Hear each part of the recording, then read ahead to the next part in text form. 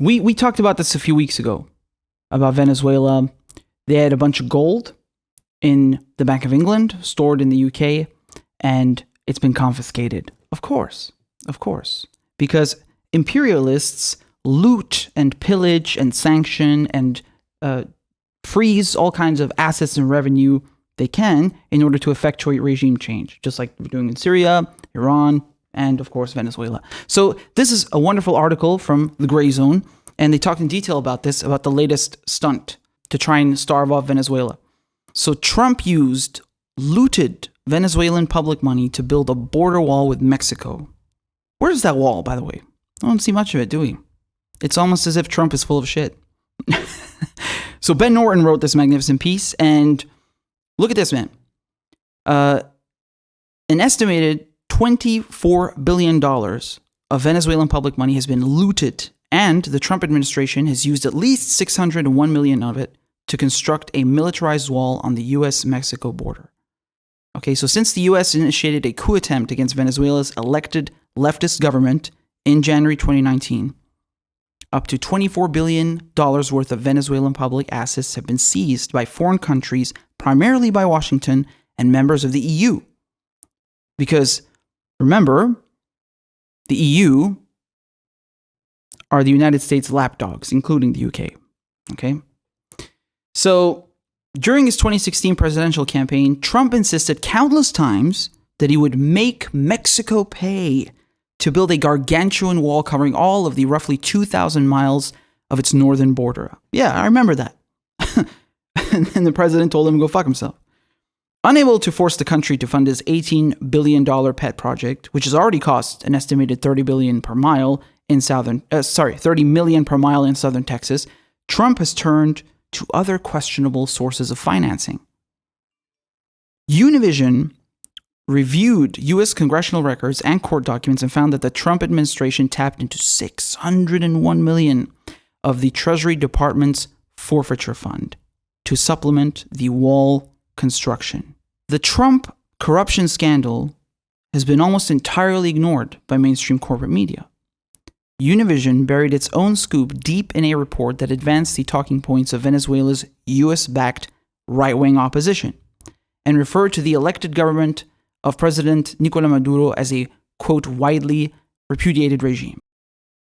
Top Guaido operatives spent hundreds of thousands of dollars of supposed humanitarian aid money on fancy hotels, nightclubs, dinners, and clothes during a U.S.-led coup attempt on the Colombia-Venezuela border in 2019. The Grayzone's Anya Parampil also exposed how Guaido allies oversaw a scam to liquidate Citgo, Venezuela's most valuable foreign asset, essentially selling it off to North American corporations. What I want to point out over here, several things, man. What always astonishes me, and this is not just in Venezuela, but also I've seen this in Syria. You always have people who are ready to sell out their country's wealth, their fellow brothers and sisters, and the entire population to the imperialists for personal gain. Always. These motherfuckers are nothing but crooks and thieves, okay? Whether we're talking about Guaido or we're talking about all of these people who've been living in fucking exile, who don't know shit about Syria anymore, and who are fine with jihadists sitting at the table with them when negotiating with imperialists on how to shit on the rest of their country. They will prostitute the rest of the country and plunder it and gladly give it away to America just to advance their personal agenda. And it's a really interesting pattern. And you're seeing this with Guaido, and you're seeing this with all the various elements of the rebels and 50 flavors of jihad in Syria. And you saw this also as well in Iraq. As soon as Saddam was toppled for a seat at the table with Uncle Sam. It's fucking fascinating. And these people are the ones who will come to you and then say that, oh man, I'm all about human rights, of course, and thank God America intervened and overthrew this tyrannical government, and, look over there while we plunder the country. Over and over and over again. Fucking unbelievable. And I want to make something clear here, man. I want to make something very clear. Do you see anyone in the mainstream media opening their mouths about this? Do you see anyone from these progressives opening their mouths about this? Do you think anyone will take a fucking stand? They're all okay with imperialism. They are always more than ready to turn a blind eye to Trump's shit as long as it maintains the status quo and it's imperialist. Do you understand?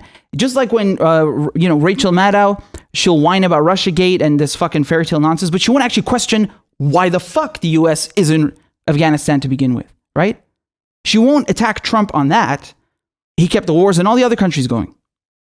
He launched airstrikes on Syria. Will you ever hear any neoliberals open their fucking mouths about that? Never.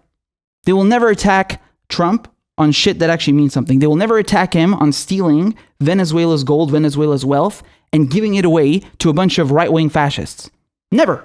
Oh, end the wars. But then they won't talk about sanctions. They won't talk about this neo-colonialist bullshit, this fucking, domination, this exploitation that these Western powers maintain over their former colonies in the global south. They will never fucking address that. Not once will you even fucking hear the term global south. They will never address US hegemony. They will never address this imperialist shit that they propagate, because they are the ones propagating it.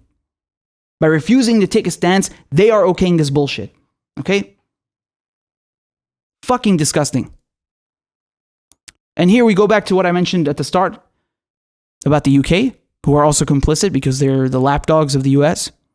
So as for the billions of dollars of Venezuelan public assets stolen by Western governments, there is no sign of that money ever being returned to the Venezuelan people.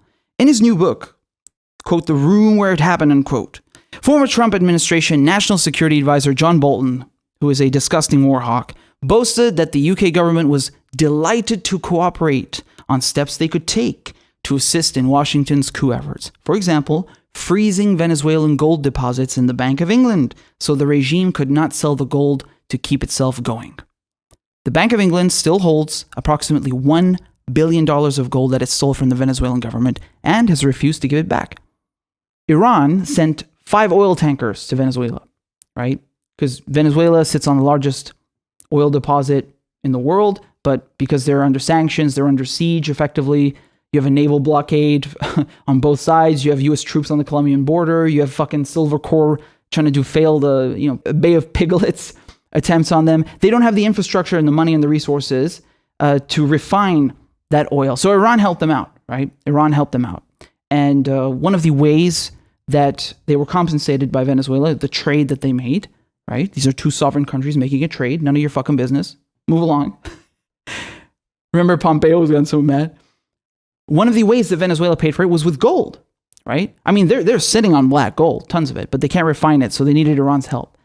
And one of the ways that the government has been keeping themselves afloat and the country afloat is with their gold reserves. And now the imperialists know this, so they're trying to cut off all means, all cash flow, all revenue to the Venezuelans, right? This is another instrument of regime change. When we talk about imperialism, I'm not just talking about B-52s bombing the shit out of people, which is part of it. I'm not just talking about this puppet government of Juan Guaido or whatever 50 flavors of jihad they come up with in Syria. It's more than that. They also want to cut off all sources of revenue for these governments. And the governments don't suffer. The civilian population, they're the ones who really get hit the hardest by these sanctions. It's disgusting. It's horrible. They're the ones who starve to death. Assad is not going to starve to death, but millions of Syrians might. Maduro is not going to be hit the hardest by these sanctions. His people will. So they're not interested in humanitarian causes or perpetuating democracy, whatever the fucking bullshit tagline they sell you. They don't give a fuck about the people in Venezuela. They don't give a shit about anyone in Iran or Syria. It's all about dominating and perpetuating imperialism. You understand? And so they don't give a shit if you starve. They want to put their puppets in charge. And if that means cutting you off, cutting off your cash flow, they'll fucking do it. Disgusting. Absolutely disgusting. And not surprising one bit. You know? And then they tell you, oh, socialism doesn't work. Gee, I wonder why. Couldn't be, those 50 years of sanctions and bombings and shit you did. No. And even fucking then, these countries are still doing great. Syria was self-sufficient from the 90s all the way to 2011. Self-sufficient. How many countries can you say that about? Not many. How many countries under sanctions are able to become self-sufficient? Not many. But they can't tell you that part. No. Accept our puppets or else. That's a message from Uncle Sam. And this pillaging is really fucking disgusting. And I always want to highlight the relationship that the West still has with their former colonies, with the Global South, because once again, they teach you in history books that decolonization commenced starting from 1945. Yes, on paper, the relationships, the dynamics are still the same. These countries are still dictating economic terms, military and political terms to their former colonies, to countries in the Global South. The power dynamic has not changed, right? They use their military, they use their multinationals to infiltrate, to take over, and then to exert influence over people on the other side of the fucking planet. That's not democracy. That's not anything to do with the tagline they sell you. It's not about the human rights. It's all about advancing the empire, the empire's agenda, and making money for their buddies in the private sector. It's fucking disgusting, man. They got no shame stealing people's gold, right? They got no shame stealing the wealth of Venezuela. And John Bolton, speaking of that crook, I showed you the clip when he went on Fox, and then he's like, oh yeah, this would be great for our oil companies to, get in there. Venezuela. Fuck you and fuck your oil companies. Mind your business.